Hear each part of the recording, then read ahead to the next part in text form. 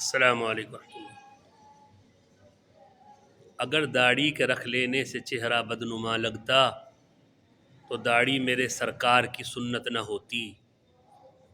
شاعر کہہ رہا ہے کہ اگر داڑھی کے رکھ لینے سے چہرہ بدنما لگتا تو داڑھی سرکار دو عالم صلی اللہ علیہ وسلم کی سنت نہ ہوتی۔ کائنات انسانی میں سب سے معطر، مقدس، منور، پاکیزہ چہرہ انور اگر کوئی ہے تو وہ والضحیٰ والا چہرہ ہے، سرکار دو عالم صلی اللہ علیہ وسلم کا چہرہ انور۔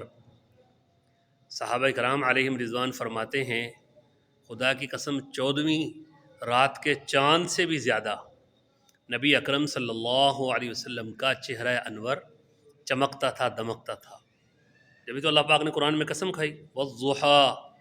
مفسرین فرماتے ہیں، تفسیر قرطبی میں ہے کہ والضحیٰ کا ایک معنی یہ بھی ہے کہ قسم ہے محمد مصطفیٰ صلی اللہ علیہ وسلم کے چہرہ انور کی۔ اس پاک چہرہ انور پر داڑھی تھی۔ کچھ کافر آپ صلی اللہ علیہ وسلم کے پاس آئے جن کے چہرے پر داڑھی نہیں تھی، تو آپ صلی اللہ علیہ وسلم نے اپنا رخ انور، چہرہ انور ان سے پھیر لیا، دوسری طرف رخ انور فرما دیا۔ وہ ادھر سے آتے تھے، آپ رخ انور ادھر کر لیتے تھے، وہ ادھر سے آتے تھے، آپ صلی اللہ علیہ وسلم چہرہ انور ادھر کر لیتے تھے۔ حالانکہ کافر پر تو داڑھی فرض، واجب، سنت کچھ بھی نہیں ہے، داڑھی تو مومن پر ہے۔ مومن کے لیے سنت مؤکدہ واجب کے درجے میں، لیکن کافروں کے چہرے داڑھی منڈے آپ صلی اللہ علیہ وسلم کو ناگوار لگے، ناپسندیدہ لگے، چہرہ انور پھیر لیا۔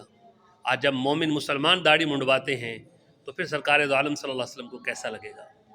علماء کرام نے لکھا ہے کہ یہ داڑھی منڈوا کر جب سرکار دو عالم صلی اللہ علیہ وسلم کے روضہ انور پر حاضر ہوتے ہیں نا، تو اللہ کے رسول صلی اللہ علیہ وسلم ان کو جواب عنایت نہیں فرماتے سلام کا، اور ان کی طرف سے چہرہ انور پھیر لیتے ہیں۔ توبہ، نعوذ باللہ، اللہ سے توبہ کریں۔ وہ عورتیں جو اپنے شوہروں کو کہتی ہیں، وہ مائیں جو اپنے بیٹوں سے کہتی ہیں کہ تمہاری داڑھی اچھی نہیں لگ رہی، تم ملا بن گئے ہو، وہ کل کو نبی اکرم صلی اللہ علیہ وسلم کا سامنا کیسے کریں گے؟ وہ نبی اکرم صلی اللہ علیہ وسلم کے سامنے کیسے جائیں گے؟ ان سے پوچھ لیا گیا کہ اچھا تمہیں سرکار دو عالم صلی اللہ علیہ وسلم کا چہرہ انور اچھا نہیں لگتا تھا، اور تم کہتی تھی کہ تم ملا لگ رہے ہو، تم نے داڑھی کیوں بڑھا لی؟ کوئی کہہ رہا تم نشائی لگ رہے ہو، تم کیسے لگ رہے ہو، تم مولوی بن گئے ہو۔ بھائی یہ ملا کا چہرہ نہیں ہے، یہ سرکار دو عالم صلی اللہ علیہ وسلم کا چہرہ ہے۔ اسی لیے شاعر کہہ رہا ہے نا کہ اگر داڑھی کے رکھ لینے سے چہرہ بدنما لگتا تو داڑھی میرے سرکار کی سنت نہ ہوتی۔ اللہ کے نبی صلی اللہ علیہ وسلم کی سنت تھی تو علماء کرام اور نیک لوگوں کے چہرہ انور پر داڑھی ہے۔ 1.25 لاکھ انبیاء علیہ الصلوۃ والتسلیم کی بھی سنت تھی، صحابہ کرام، اولیاء کرام، بزرگان دین کی بھی یہ داڑھی سنت ہے۔ اس سے نفرت کرنے والا، اس کا مذاق اڑانے والا، خطرہ ہے اس کا ایمان ہی سلب ہو جائے، یعنی وہ کفر کی حد کو پہنچ جائے، مرد ہو یا عورت ہو۔